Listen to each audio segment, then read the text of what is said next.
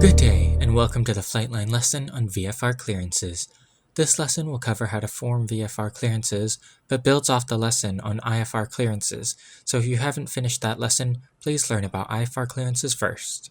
Additionally, don't forget that VFR is only permitted when visibility is 5 kilometers or greater, so if the visibility is low, don't give that clearance. Even with VFR, we still use the CRAFT acronym to build clearances. However, if you think of IFR as putting the whole clearance together, you can think of VFR as just saying what's necessary. Remember that under VFR, pilots are responsible for their own navigation, thus they are not cleared by ATC for any specific route. Therefore, the R in CRAFT will be omitted from VFR clearances. The clearance limit is also often omitted in VFR clearances. As mentioned in the airspace lesson, all aircraft must be cleared to enter Class Bravo airspace, including VFR aircraft, and this is where that Class Bravo clearance goes. For delivery, there are two cases for an aircraft entering a Class Bravo airspace. The first would be an aircraft entering and then exiting the Class Bravo airspace. For example, an aircraft taking off from Tofan and going to Wellinsall. In these cases, you would say cleared out of the Tofan Class Bravo airspace. The other case is if the aircraft enters the Class Bravo and stays in it. This would be the case if the pilot is simply entering the traffic pattern, which would be indicated by the origin and destination airports being the same, or if the aircraft is flying between Tofan and Connerview, which is under the Tofan Class Bravo airspace. In these cases, you would say cleared into the Tofan Class Bravo airspace. The specific clearance is only required in Class Bravo airspace, which again is only Tofan. Skipping R, next in CRAFT is altitude. Here, aircraft are not usually restricted to a certain altitude, but are rather given a maximum altitude they cannot climb above. No matter what the pilot's filed cruise is, assign the altitude block that is written in the SOP under the VFR departures section. For Tofan, an aircraft between Tofan and Connerview is told to strictly maintain VFR at 3,500 feet. Even though this doesn't match the pilot's desires as filed, radar controllers will be responsible for accommodating VFR aircraft in a way that doesn't conflict with other traffic. Keep in mind, though, that what a pilot files must still be legal. The cruise altitude must be between 2,000 and 10,000 feet, as well as a multiple of 500. The rest of the clearance is the same as IFR clearances. The departure frequency is still the same, and tower can never be a departure frequency. The squawk code to assign is still in the same box on the strip. It's worth noting that only VFR aircraft departing a Class Bravo airspace will receive a unique squawk code. Otherwise, the squawk code assigned to VFR aircraft is 1200.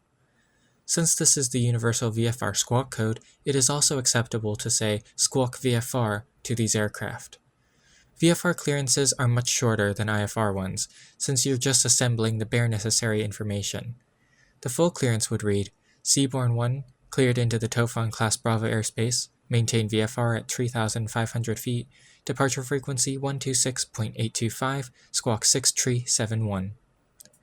You may remember from the ATC Basics lesson, but there are multiple quote-unquote versions of VFR. One of these is VFR flight following, where the aircraft will be followed by radar controllers and given traffic advisories to help the pilot's situational awareness. An aircraft under VFR flight following will have the VFR FF as their flight rules on the strip and will have unique squawk codes, not the universal 1200. This clearance, however, is exactly the same. Assign the altitude block found in the SOP and just give the assigned squawk at the end of the clearance. The other version of VFR is Special VFR. Aircraft under Special VFR are given flight following, so they receive a unique squawk code. However, it is special in that it can be used even when the visibility is less than 5 kilometers.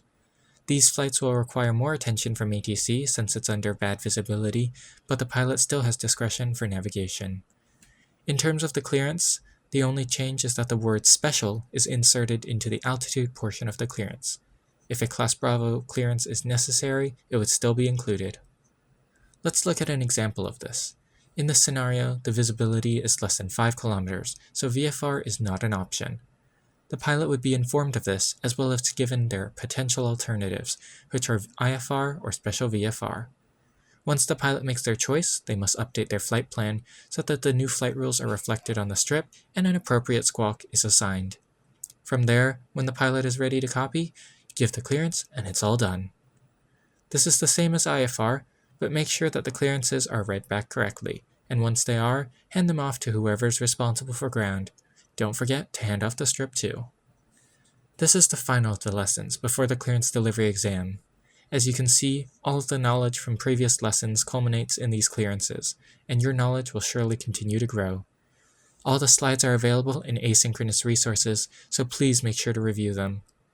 When you feel more ready, please make use of the practice resources linked at the end of the clearance delivery slides as shown here. Once all is said and done and you are prepared, request the delivery exam in the ATC training chat, and if you haven't already, complete your event access application necessary for controlling at events. We wish you the best of luck, and as always, don't hesitate to ask any questions. With that, we'll see you on the scopes.